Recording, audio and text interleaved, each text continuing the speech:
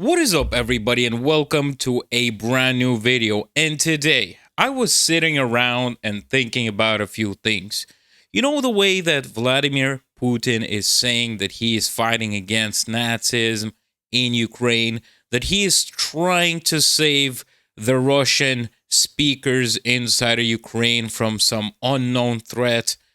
Well, that gave me a few ideas, but before we get into those ideas, I would like you to subscribe to the channel if you enjoy and find those video informatives, and hit the like button. So before I give you my opinions on what is going on, I would like to tell you a little story about a girl from Kami, which is a very far part of Russia, that cannot rent an apartment in Moscow. And you might be wondering, does she have the money for it? Yes, she does. She surely has all the money that she needs for an apartment. But let's read this text out. So we could see this text right here. It says, "My name is Alina. I'm from the Communist Republic. I've been living in Moscow for 2 years. I work as an architect on Kursk. I have no bad habits." You know, that's pretty good. You know, no bad habits, no pets, easy. You know, has the money, has a good job. But the person who's renting out the apartment says, "Sorry, no." And the girl asks, "Why?" And she says, "I only rent out to Russians." What the heck? How could you? That is pure racism at its finest. But you could see that this girl right here says the Communist Republic is in Russia, but it's in the north. And the person who wants to rent out the apartment says, "Are you Russian?" And she says, "And the commie people are not Russians?" "Of course they are Russians." And she said, "And I thought, excuse me, that there were Asian type of people there." Could you imagine this? She says, so if there's Asian type of people living in Russia that was born in Russia, but they look Asian, that person is not going to be letting anybody rent out her apartment. How crazy is that? And then she asks, send any photo of herself, which she did. If I was in her position, I would tell that person to go and screw himself, because what the heck is this? And this brings me to the topic of what I think about Putin's words about fighting Nazism and all that stuff. So that gave me a few ideas, and I decided to Google what Nazism is to actually realize what is really going inside Russia. And this is what I got. The 4 main features of Nazism are racial purity, territorial expansion, power, and militarism. That sounds literally like Russia. And the message that we just read about a girl trying to rent out an apartment. Obviously, if we read further into this, racial purity advocates the superiority of the Aryan race and the elimination of the undesired races, predominantly Jews. But in this case, it's a bit different. But we could see that the expansion is the system of the Nazi violent invasion of non-German areas. This literally, you know, you read this right now and you ask yourselves, what the heck? My great-grandparents are literally flipping inside of their graves right now because they were fighting for Russia. They were fighting for the Soviet Union against the Nazis. And this is what Russia has become. It literally has become the definition of Nazism. And I cannot believe this. You know, I was sitting around reading out the news, you know, making sure that they're right and stuff like this. And it just got me. Something got in my head that I want to Google the definition of Nazism. And we got this. I don't even know what I could say about this. I'm just highly disappointed in my country. Honestly, I just find it absolutely disgusting that my country has gone down to this definition right here. And it's been like this for quite a long time. But when I knew that the Russian government is doing some really horrific things, and there's a lot of corruption, the invasion of Ukraine. But then when you actually Google the definition, you're like, holy smokes. The history is repeating itself, but the different way around. Unbelievable. Anyways, let's get to the next news. Guess what happened? The authorities of Russia achieved a 10% drop in YouTube audience, but it did not go to the Russian social networks or Russian streaming services. We got a graph right here of Telegram, VK, which is a Russian social network, and YouTube. It actually has gone down a lot because of the slowing down of YouTube inside of Russia right now. And it says, in September, the decline of YouTube audience in Russia continued, reaching 10% comparing to September last year. And you know what? There are some details about this. There were some details that were published by Izvestia newspaper show that YouTube's daily reach in Russia in September was 47 million people. This is 5 million less than in August of this year and September of last year. It was 52 million in both cases. And I was reading a lot of Telegram chats with the pro-Russian news. When pro-Russian propagandists that were saying about this, like it's something amazing that they have achieved, dropping down the amount of people that go on YouTube in Russia. The thing is, the reason why the Russians are not going on YouTube as much is because it is slowing down. And they're saying, oh yeah, the American YouTube is not going to be earning money from us. This is a big loss for them.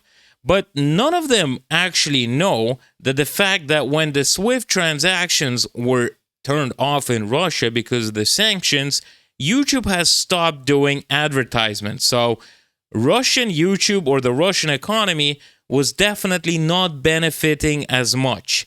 But they have forgot one thing. The economy in Russia right now is in big ruins.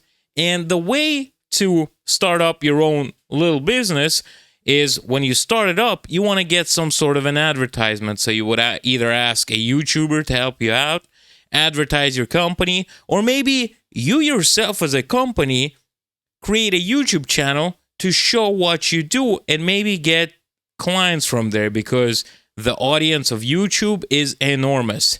And guess what? All of that is going down just like the Russian economy.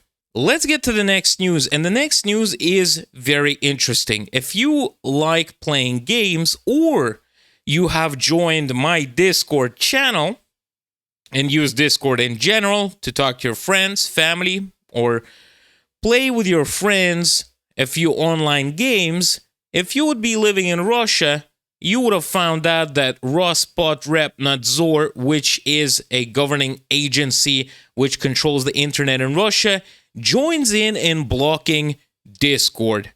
Yes, guys, it seems like this is going to be happening.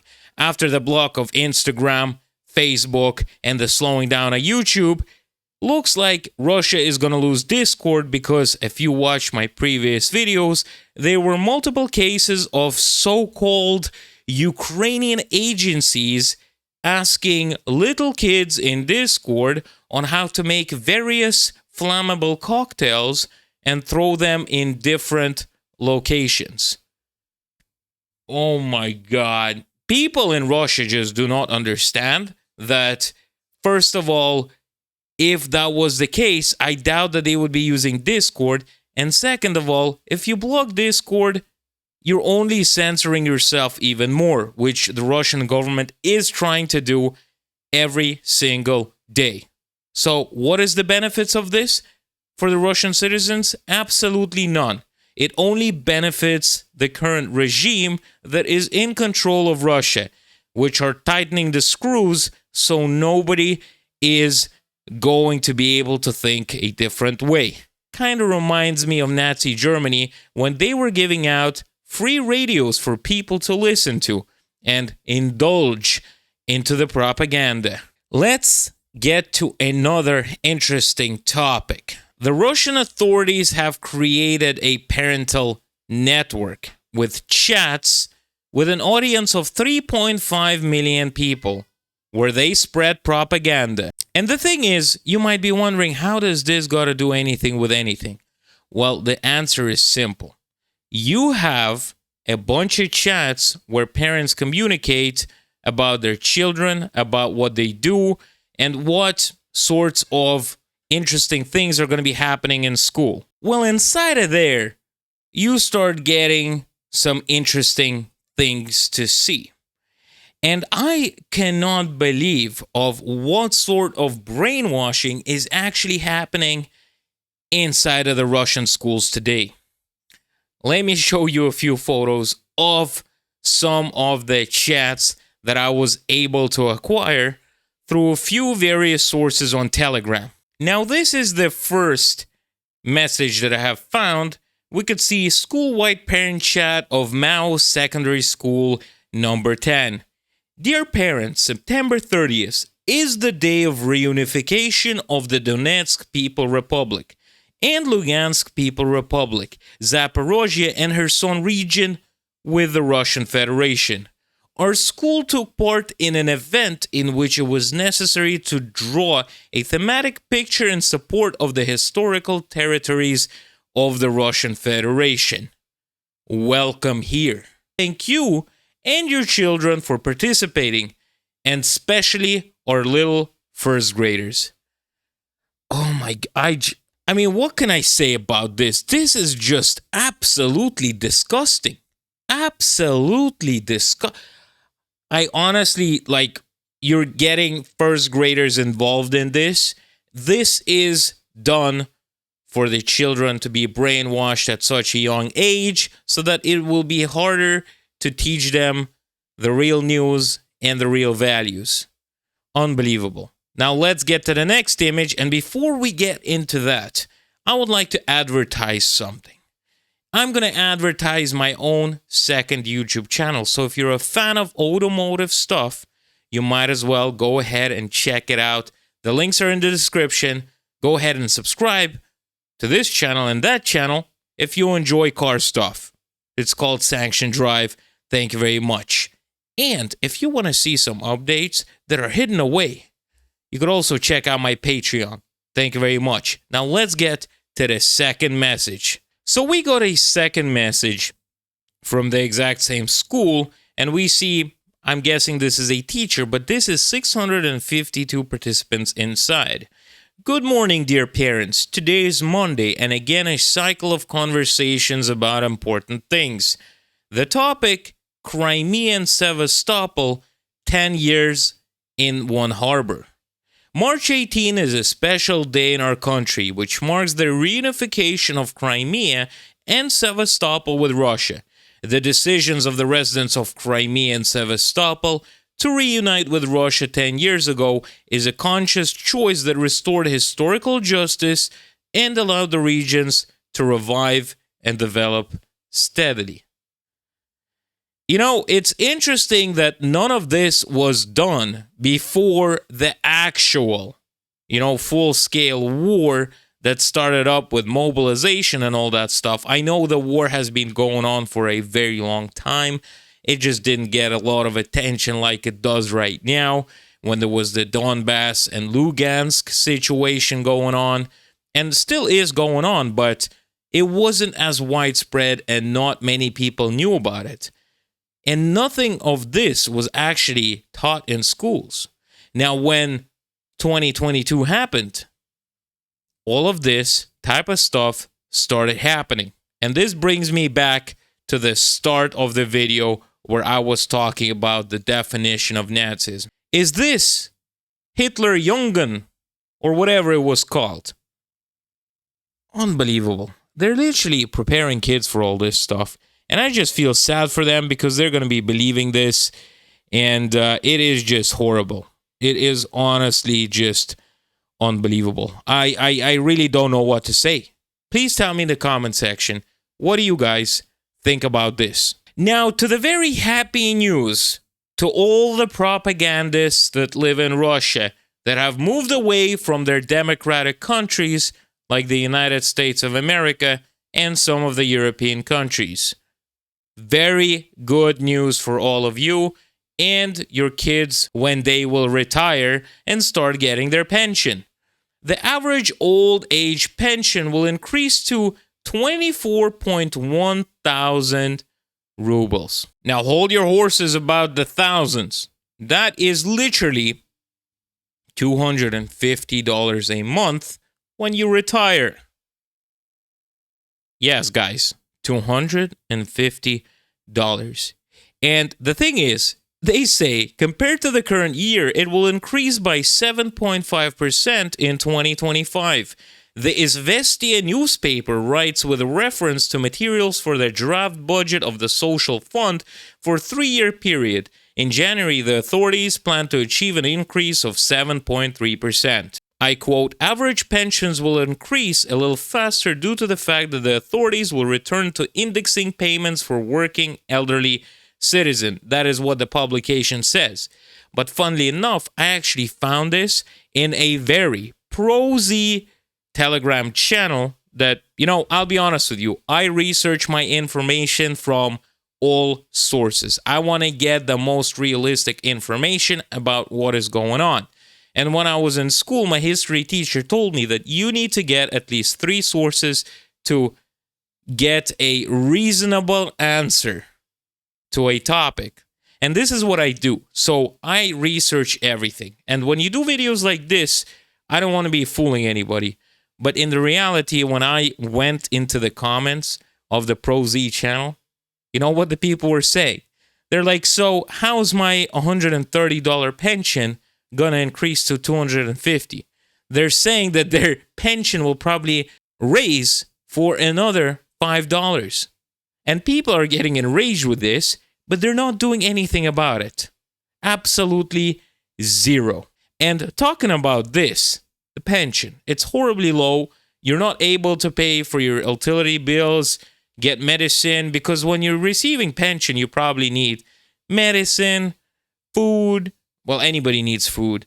Pay for electricity if you have your own house, or if you don't, you got to pay for the apartment. The thing is, paying about your apartment. The rental price of one-room apartments in Moscow jumped to another 11.4%, which is $850. That is the rental price of a one-room apartment in Moscow. The capital has become the leader among million-plus cities in terms of the increase of the cost of rental housing. Yandex Rent found out the average price of 2-room apartments reached $1,200 and a studio apartment at $800. So listen, imagine you're a pensioner, right? You're a pensioner. Are you going to be able to rent yourself an apartment? No, you won't be. What if you work, in a store, operating the cash register? You're going to be earning around $350 a month. Are you going to be able to rent an apartment in Moscow? No. But you're still going to be getting your $350 inside of Moscow. Having $1,000 as a salary in Moscow is considered quite large. And there is a minority of people who actually receive such sums of money. Most of the citizens in Russia, in Moscow in particular, receive anywhere from $500 to $600. So housing in Russia is impossible. So all of those government officials telling the citizens that it's going to be illegal to propagandize being child-free, maybe you should figure something out in lowering the prices of apartment rental and the mortgage interest rates. And I remind you that mortgage interest rates are like 21 to 25%. How are you supposed to have kids when you're not able to even rent out an apartment to live for yourself? And this is what is going on in Russia right now. I hope you guys found this video informative. And if you did, I would really appreciate if you could hit the like button and subscribe to the channel. Stay safe, everybody. And to all the Floridians right now in United States of America, stay safe. I know that tomorrow, or by the time you might be watching this video, you're going to be having a very tough time. And I'm going to be holding my fingers crossed to all of you who live in Florida to make it out safe through the hurricane. And I really hope that everything will be fine. Just stay grouped, stay safe, and try to group up with each other and help each other out, because it is some very, very tough times coming for you. Thanks for watching, and I'll see you guys next time.